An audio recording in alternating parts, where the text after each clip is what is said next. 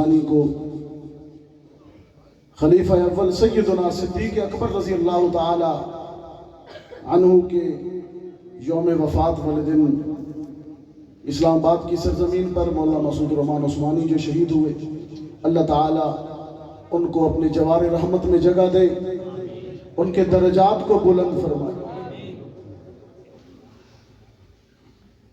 میں نے کہا الحمد سے لے کر والناس تک ساری دنیا قرآن کریم پڑھتی ہے، لیکن غار ثور میں ابو بکر اس امت کا وہ واحد خوش نصیب ہے جس نے سر سے لے کر پاؤں تک صاحب قرآن محمد عربی کی تلاوت کر ڈالی ہے۔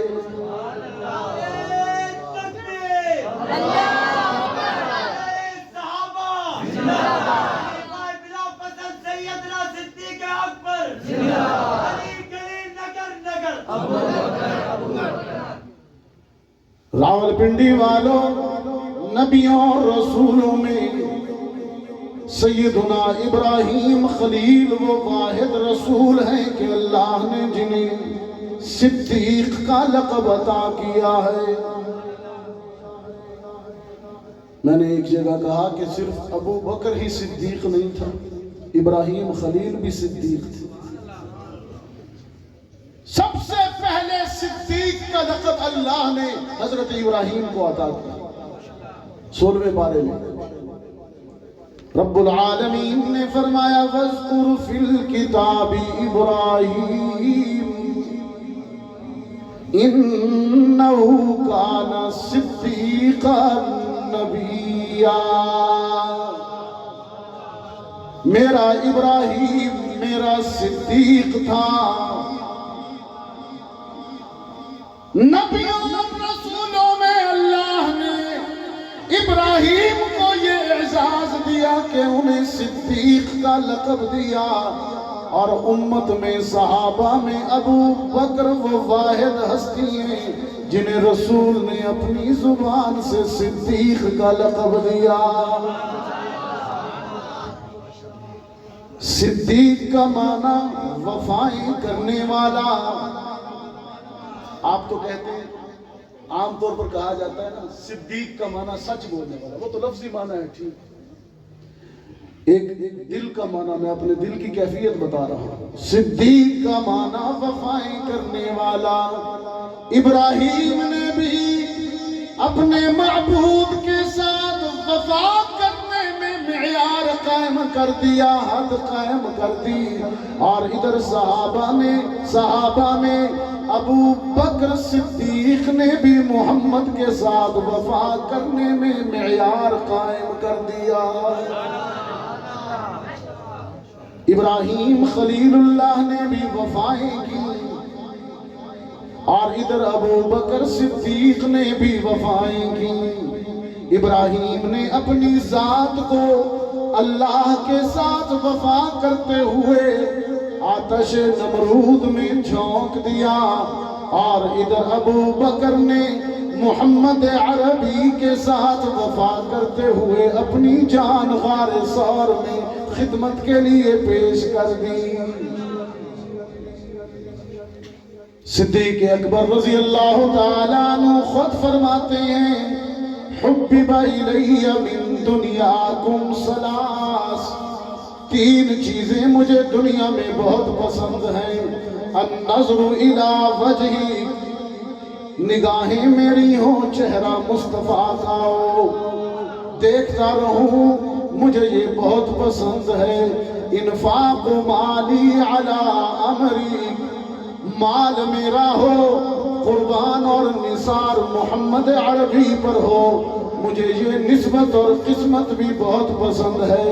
وَأَن يَكُونَ بِنْتِي فِي بَيْتِكَ، بیٹی میری ہو، عائشہ میری ہو، اور زوجہ اور حرم محمد عربی کی ہو، مجھے یہ نسبت اور قسمت بھی بہت پسند ہے۔ اللہ نے یہ تینوں باتیں صدیق اکبر رضی اللہ تعالی عنہ کی پوری فرمائی۔ پہلی زندگی پسند یہ تھی کہ نگاہ میری ہو چہرہ مصطفیٰ کا ہو۔ اللہ نے یہ خواہش صدیق اکبر کی یوں پوری کی کہ غار ثور میں ویسے تو ساری زندگی نبی کا دیدار کرتے رہے، آج بھی روضہ اطہر میں دیدار فرما رہے ہیں، لیکن غار ثور میں 3 دن اور 3 راتیں خصوصی طور پر انفرادی طور پر سیدنا صدیق اکبر کو اللہ نے یہ موقع دیا کہ محبوب کے دیدار کریں۔ اور اسی طرح مال خرچ تو حضور پر سارے صحابہ نے کیا، حضرت عثمان نے کیا، دیگر صحابہ نے بڑا بڑا مال رسول اللہ پر خرچ کیا، لیکن جس طرح خرچ صدیق اکبر نے رسول اللہ صلی اللہ علیہ وسلم پر کیا کہ خود رسول کو کہنا پڑا اپنی وفات والے دن، آخری دن اس حیات دنیاوی کے آخری دن، فرمایا سب کے احسان کا بدلہ اتار دیا ہے لیکن صدیق کے احسانات کا بدلہ حشر کے دن خدا اتارے گا۔ اتنا خرچ کیا صدیق نے کہ گھر میں جھاڑو پھیر دیا۔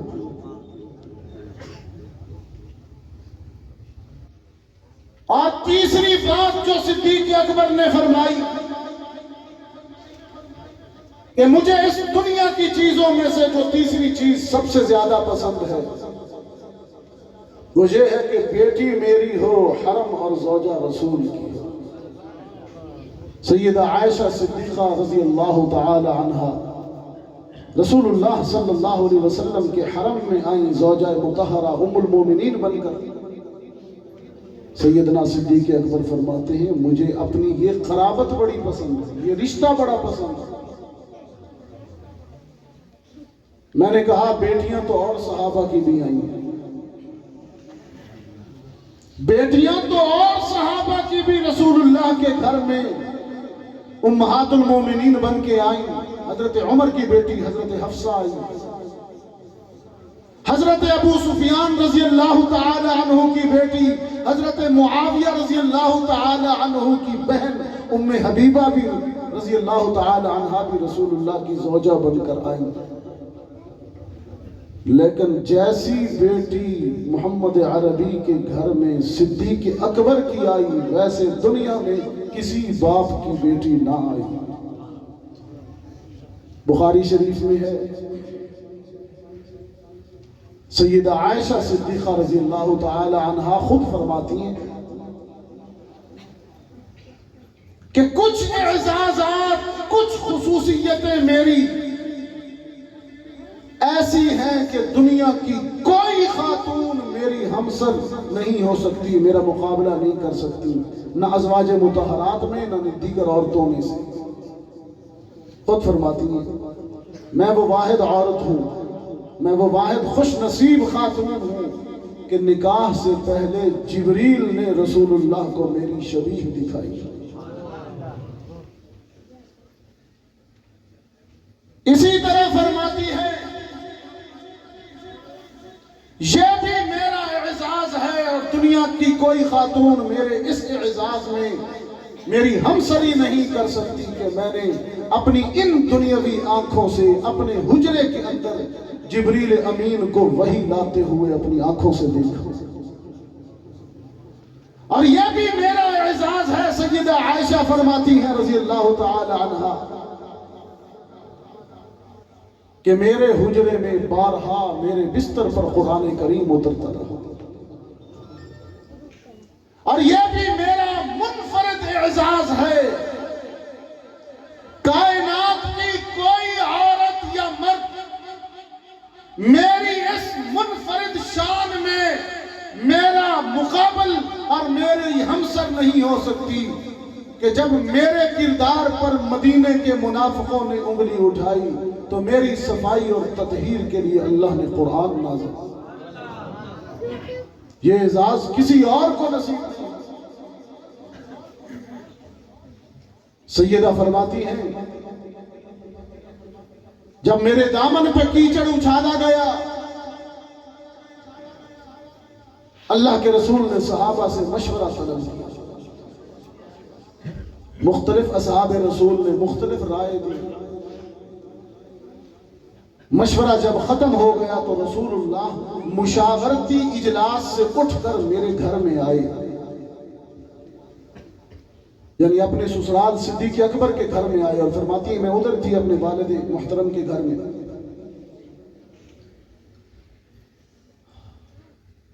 میں سجدے میں سر رکھ کے رو رہی تھی کہ اے مظلوموں کے مشکل کشا، اے مجبوروں کی مشکل کشائی کرنے والے، آج تیرے محبوب محمد عربی کی عائشہ بھی مظلوم بن کر تیرے در پہ حاضر ہے۔ میری صفائی کا، میرے کردار کی تطہیر کا انتظام فرما۔ سیدہ فرماتی ہیں جب میں مانگ رہی تھی تو میرے ذہن میں یہ تھا کہ شاید اللہ کوئی اسی طرح کا انتظام کرے گا جیسے یوسف علیہ السلام کے لیے جب زلیخا نے الزام لگایا، کوئی بچہ بولا تطہیر کے لیے، یا سیدہ مریم پر جب یہودیوں نے الزام لگایا تو گود میں حضرت عیسیٰ بولی، کوئی اس قسم کا انتظام ہوگا۔ اور یہ بھی میرے ذہن میں تھا کہ پتہ نہیں کب وہ انتظام کرے، وہ تو بے نیاز ذات ہے، سال بعد کرے، 2 سال بعد کرے، لیکن مجھے کیا پتا تھا کہ میرا نصیب ابھی نقد جاگنے والا ہے۔ سجدے سے سر نہیں اٹھاؤں گی، میری برات میں قرآن پہلے قلب محمد پر نازل ہو جائے گا۔ فرماتی ہے میں سجدے میں تھی، میں نے آہٹ سے محسوس کر لیا کہ میرا سرتاج آیا ہے۔ میں نے فوراً سر اٹھایا، میں نے دیکھا کہ محمد عربی آ رہے ہیں، میرے قریب آ کر بیٹھ گئے اور مجھ سے کہنے لگے حمیرہ اگر اپنی صفائی میں کچھ کہنا چاہتی ہے تو کہو، میں سننے آیا ہوں۔ اللہ اکبر۔ فرماتی ہیں کہ محمد عربی کی زبان سے جب یہ جملے نکلے تو میں پھوٹ پھوٹ کر رو پڑا۔ منافقین بدبختوں نے اس مرحلے پر پہنچا دیا کہ آج مجھے صفائی دینی پڑے گی۔ میں نے عرض کی اللہ کے رسول، آج اپنی صفائی میں کچھ نہیں کہوں گی، انما اشکو بثی وحزنی الی اللہ، آج میں وہی کہوں گی جو یوسف کے غم زدہ باپ یعقوب نے کہا تھا۔ میں اپنا درد و غم اللہ کے حوالے کرتی ہوں، وہ جو دلوں کے بھید جانتا ہے، جو علیم بذات الصدور ہے۔